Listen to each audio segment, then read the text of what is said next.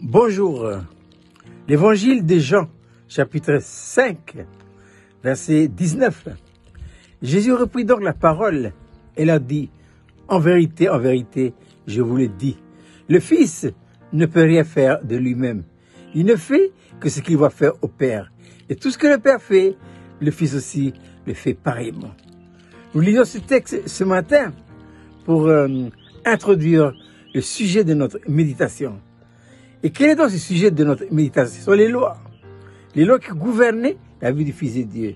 J'avais dit dans une des études précédentes qu'il y a en tout 7 lois et que nous le verrons dans différentes méditations, toutes les 7 lois. La première, on l'a déjà vu, dans Jean chapitre 4, c'est la loi de l'adoration en esprit et en vérité.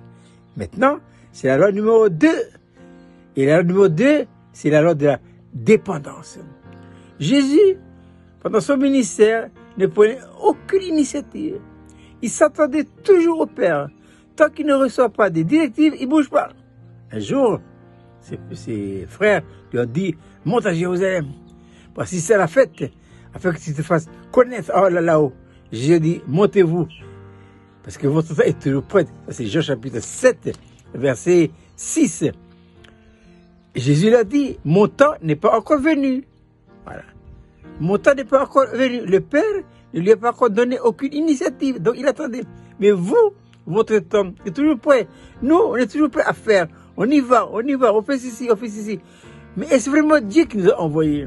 Ou bien nous sommes animés par des sentiments intérieurs. L'homme. Vu à notre âme. Hein? La vie de notre âme. C'est elle qui prend toutes les initiatives. Et celle-là, il faut la faire taire. À partir du moment où elle a été rétrogradée à la seconde place, elle doit maintenant apprendre à faire quoi? Elle doit maintenant apprendre à attendre. Et attend. Le Seigneur parle. Il parle toujours. Il parle où? Dans notre esprit. Et où exactement dans notre esprit? Dans l'intuition. Et c'est à partir de l'intuition que le Seigneur donne des directives en ce qui concerne les disciples. Et ils sont montés. Jésus est monté un peu plus tard. Pourquoi il n'est pas monté avant? Il n'a reçu aucune initiative. Aucune initiative. Et quand il a reçu l'initiative, il est parti. Ça, c'est Jean chapitre 7, verset 6. On le voit également dans Jean chapitre 5, verset 30. Jésus disait, toujours à propos de la loi de la dépendance, je ne peux rien faire de moi-même. Selon ce que j'entends, je juge. Et mon jugement est juste parce que je ne cherche pas ma volonté, mais la volonté de celui qui m'a envoyé.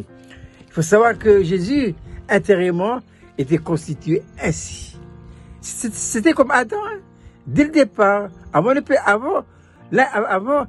qu'Adam ait commis le péché, Jésus avait une disposition intérieure pareille qu'Adam. Il avait un esprit, une âme et un corps. Tel est l'ordre intérieur sans péché. Mais depuis que le péché est entré dans le monde par le mauvais choix d'Adam, que cet ordre-là a été chamboulé. Et l'âme a pris le dessus. L'âme a usurpé une place qui ne doit pas lui revenir. Voilà. Et c'est lui qui prend les initiatives. Jésus, dans l'incarnation, est venu pour remettre de l'ordre. Donc, il s'est fait homme afin de faire la démonstration que, étant homme, on peut retrouver toutes les pertes d'Éden. En fait, à la croix de Golgotha, toutes les pertes d'Éden ont été entièrement retrouvées par le Seigneur. Mais je répète qu'il faut qu'intérieurement, nous soyons reconstitués. C'est-à-dire que notre esprit doit retrouver sa juste place. Et pourquoi? Parce que pour expérimenter la loi de la dépendance, il faut que le Saint-Esprit qui est dans notre esprit parle. Il donne des directives à qui? À notre intuition. C'est l'élément principal de révélation qui se trouve dans notre esprit. Et notre intuition ayant reçu les directives de Dieu passe après le relais à notre intelligence, fonction de l'âme. Les deux vont de pair. Et une fois que notre intelligence a reçu les directives venant de l'intuition, que maintenant il peut y aller. C'était le cas de Jésus. Quand il est allé au Jourdain pour se faire baptiser, il dit, Jésus fut conduit. Il n'est pas allé de lui-même. C'est le Saint-Esprit qui l'a conduit pour aller au Jourdain pour être baptisé. Ensuite, sorti de l'eau, il a été toujours conduit par le Saint-Esprit pour aller au désert, pour être tenté. Il est toujours sous la conduite du Saint-Esprit. Et ce qui est vrai pour lui doit être également vrai pour vous et pour moi. C'est pourquoi nous devons apprendre à honorer le glorieux ministère du Saint-Esprit en nous. Parce que c'est lui qui va nous conduire à expérimenter les 7 lois qui gouvernent la vie du Fils de Dieu. C'est important parce que pour que toute la rédemption devienne une réalité expérimentale dans nos vies, il faut que nous apprenions à expérimenter les 7 lois.